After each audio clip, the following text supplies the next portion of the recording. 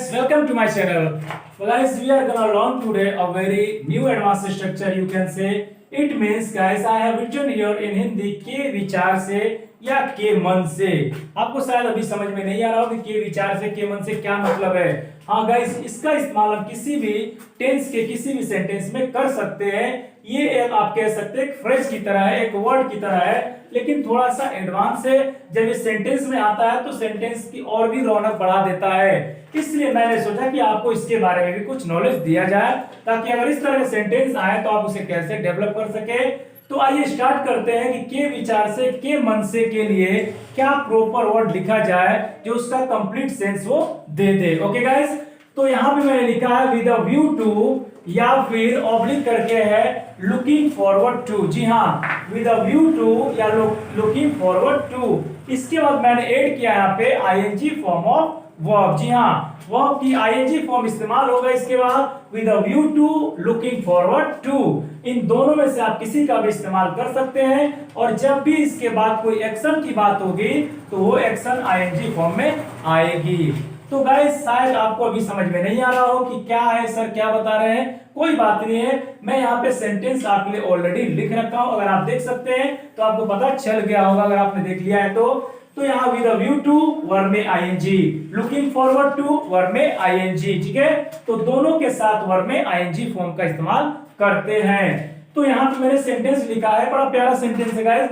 तुम्हारा भाई यहाँ मुझे मारने के विचार से आया था. जी हाँ, जैसे मान के चलिए कि किसी के भाई से मेरा झगड़ा हो गया और कुछ दिनों बाद वो मेरे घर आया और उसका भाई मेरा दोस्त निकला. ठीक है, तो मैं उसके दोस्त को क्या फोन करूंगा कि यार तुम्हारा भाई आया था और मैंने देखा तो उसके हाथ में कट्टा था, राइफल था. इसका मतलब मुझे मारने के विचार से आया था. जी हाँ, तो अगर मान के लिए जान से मारने के लिए आया था तो किल का इस्तेमाल करेंगे, और ऐसे हाथ पांव तोड़ने के लिए, हड्डियां तोड़ने के लिए, थप्पड़ मारने के लिए आया था तो बिट का इस्तेमाल करते हैं. आपको अच्छे से पता होगा. तो ये तो मैंने मारने के लिए भी यहाँ पे डिस्क्राइब किया क्या क्या इस्तेमाल हो सकता है. तो यहाँ पे तुम्हारा भाई यहाँ मुझे मारने के विचार से आया था, यानी पास्ट की बात कर रहे हैं हम. ठीक है, तो ये सेंटेंस पास्ट में बनेगा, ये बात सही है. लेकिन इसमें के विचार से और क्या करने के विचार से, मारने के विचार से.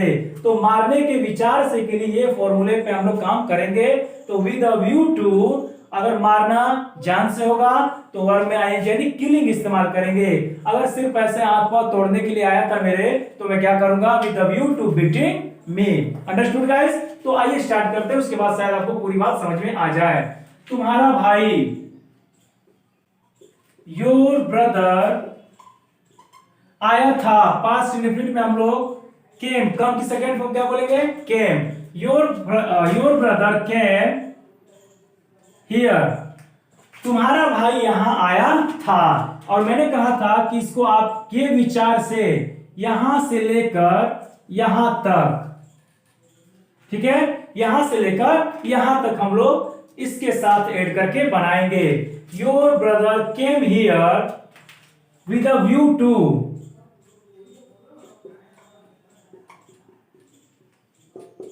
With a view to. उसके बाद आएगी वर्ब. देखिए, विद अ व्यू टू के बाद क्या है, वर्ब में आईएनजी. आप चाहे तो लुकिंग फॉरवर्ड टू का इस्तेमाल यहाँ पे कर सकते. दोनों हम लोग नहीं लिखेंगे, आप समझ गए होंगे. ठीक है, your brother came here with a view to killing. Killing, और किसको मारने के विचार से आया था, मुझे.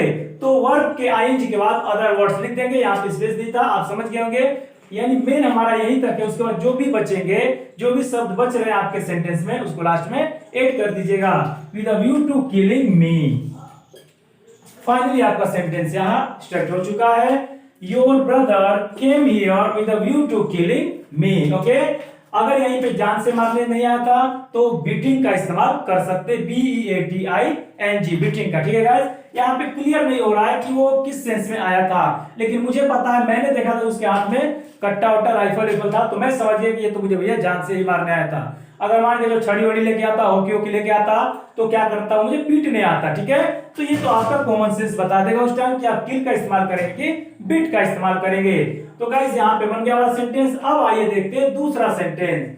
यहाँ पे मैं यहाँ आपको समझाने के विचार से आया हूं. आप ये मत सोचिए कि आपसे लड़ने आया हूं, आपको मारने आया हूं, गाली देने आया हूं. ठीक है, मान के चलिए कि मेरा किसी झगड़ा हो गया तो मैं सोचा कि चलो यार कॉम्प्रोमाइज कर ले, उसको समझा दे कि देखो आज के बाद ऐसा नहीं करना। तो मैं उसके घर गया तो वो अपनी तैयारी करने लगा मारपीट करने की। तो मैं क्या बोल रहा, भाई रुक जाओ, मैं यहाँ लड़ने नहीं क्या हूं, मैं यहाँ आपको समझाने के विचार से आया हूं कि आपको समझाऊं, ठीक है। तो समझाने के विचार से आया हूं, यानी प्रेजेंट परफेक्ट में बात करेंगे। एक्शन अभी अभी हुआ है, फिनिश्ड यानी अभी जस्ट हुआ है, तो प्रेजेंट परफेक्ट में हम लोग इसमें बना सकते हैं। तो यहां पे क्या बनेंगे, आई हैव, प्रेजेंट परफेक्ट में हैज के बाद वर्ब की थर्ड फॉर्म लगती है, ठीक है। आई have come here, I have come here मतलब मैं यहां आया हूं, क्या करने के लिए, आपको समझाने के विचार से। जी हाँ, फिर यहां पे आएंगे तो हम यहां पे स्टार्ट करते हैं लुकिंग फॉरवर्ड टू का थोड़ा एक बार इस्तेमाल कर लेते हैं। आई हैव कम हियर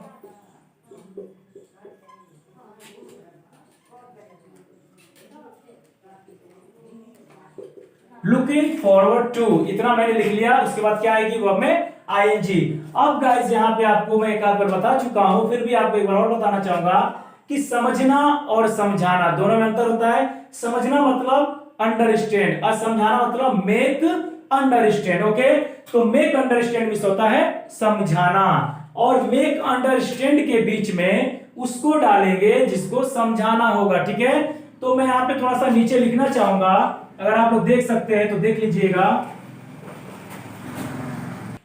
तो यहाँ पे स्पेस नहीं था, मैंने यहाँ पे एक ब्रैकेट करके समझाने के लिए कुछ चीजें लिखना चाह रहा हूं। तो यहाँ पे मैं लिख रहा हूं मेक अंडरस्टैंड,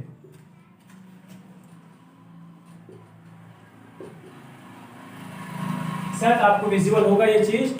मेक अंडरस्टैंड का मतलब होता है समझाना, बहुत बारीकी समझिएगा, ये बहुत अच्छा चीज है। मेक अंडरस्टैंड मीन्स होता है समझना, और जैसे ही मेक अंडरस्टैंड करते हैं तो हो जाता है समझाना। जैसे आप बोले कि मैं तुम्हें समझाता हूं, आई मेक, अब किसे समझाता हूं, तुम्हें, तो जिसको समझाना होगा वो आ जाएगा बीच में। अगर आप भूल जाते हैं, बहुत लड़के क्या करते हैं, मेक अंडरस्टैंड यू यहां पे लिख देते हैं, ठीक है।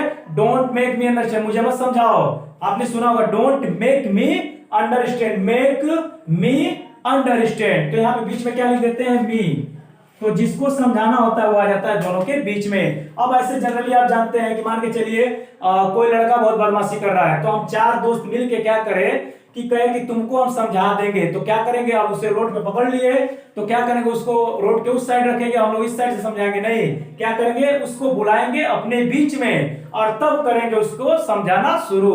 समझ गए आप कि मैं क्या कहना चाहता हूँ, कैसे समझाएंगे ना। तो जिसको समझाना है उसको लाएंगे बीच में। ये बच्चों को समझाने के लिए मेरा अपना ट्रिक है कि जिसको समझाना है उसको बीच में, अब समझाना है तो बीच में लाना ही पड़ेगा, तभी तो समझेगा, दूर से तो फिर भाव खाएगा, ठीक है, अपनी अकड़ दिखाएगा। तो जिसको समझाना है बीच में, तो यहां भी है guys, I have come here looking forward to. अब यहाँ पे समझाना, किसको समझाना है, आपको। तो यहां पे हम जानते हैं कि टू के बाद वर्ब में आईएनजी लगेगी, तो मेक का क्या बन जाएगा, मेकिंग, मेकिंग, ठीक है। क्योंकि यहाँ पे वर्ब में आईएनजी लगाना है, तुम्हारी मेन जो वर्ब है ये मेक है, और मेक का कौन सा फॉर्म बनेगा, आईएनजी फॉर्म। आप ध्यान दे रहे होंगे कि यहाँ से ई को गायब करके तब आईएनजी लिखा गया है। जी हाँ, ये रूल है कि यदि किसी एक्शन के लास्ट में ई होता है तो उसमें आईएनजी जोड़ने की जब बात आती है तो ई को हटाकर तब आईएनजी ऐड करते हैं।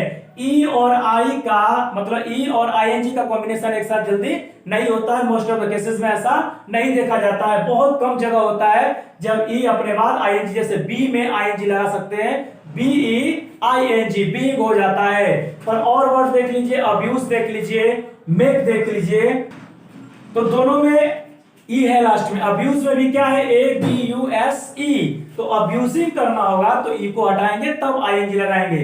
मतलब ई का आईएनजी से बहुत बड़ी दुश्मनी है, आईएनजी आएगा तो ई नहीं रहेगा, ठीक है। और अगर ई रहा तो फिर आईएनजी नहीं लगेगा, एक दो लोगों को छोड़कर जिनसे थोड़ा सा रिश्ता उनका अच्छा है, जैसे बी, बी मिस होता है होना, और बी की बीइंग फॉर्म बनानी होती है तो हम लोग उसमें आईएनजी का इस्तेमाल कर देते हैं। तो कुछ एक्सेप्शनल केस को छोड़कर ज्यादातर केस, जैसे राइट हो गया, WRIT, राइट मींस क्या होता है, लिखना, तो राइट में जब आईएनजी लगाना होता है तो ई को हटा के तब लगाते हैं आईएनजी। थोड़ा सा आप ऐसे वर्ड सर्च कर लीजिएगा, ठीक है, जिसमें ई हो लास्ट में और उसका आईएनजी फॉर्म जरा देख लीजिएगा तो आपको समझ में आ जाएगा। तो मैंने कहा मेकिंग। अब गाइस ये बताइए, मेकिंग अंडरस्टैंड, ये तो हो ही जाएगा। अब किसको समझाना है, आपको समझाने के विचार से, तो आप आ जाएंगे बीच में, मेकिंग यू अंडरस्टैंड। समझ में आया आपको गाइस? तो मेक अंडरस्टैंड, जिसको समझाना था मेक और अंडरस्टैंड के बीच में आ गया है, यानी आपको समझाना था मुझे ना, तो आपको समझाने के विचार से आया हूं।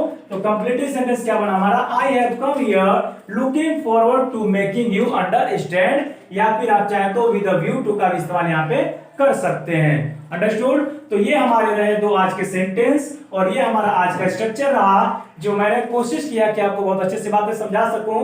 यहाँ पे हमने 2 पॉइंट और भी एक्स्ट्रा सीखा। किल और बिट में क्या अंतर है? जान से मारने की बात करें, किल, बिट का मतलब बस पीटना, ऐसे पीट पाट के हाथ पैर तोड़ दो, तो बिट का इस्तेमाल कर सकते हैं। उसके बाद मैंने इसमें अलग से टॉपिक बताया था, मेक अंडरस्टैंड। मेक अंडरस्टैंड मतलब होता है समझाना, और जिसको समझाना है वो आ जाएगा बीच में। क्लियर है? मैं तुम्हें समझा दूंगा, I will make you understand, ठीक है। मैं उसे समझा दूंगा, I will make him understand, ठीक है। मैं उन लोगों को समझा दूंगा, I will make them understand. समझ में आ रहा है आपको? ऑब्जेक्टिव कैसे यहाँ पे बीच में आएगा। क्लियर है? So guys that's all for today. आपको मैंने इतना कोशिश किया समझाने की, शायद आपको समझ में आ गई होगी बात। तो आपको ये स्ट्रक्चर कैसा लगा जरूर मुझे कमेंट बॉक्स में बताइएगा, इंतजार रहेगा।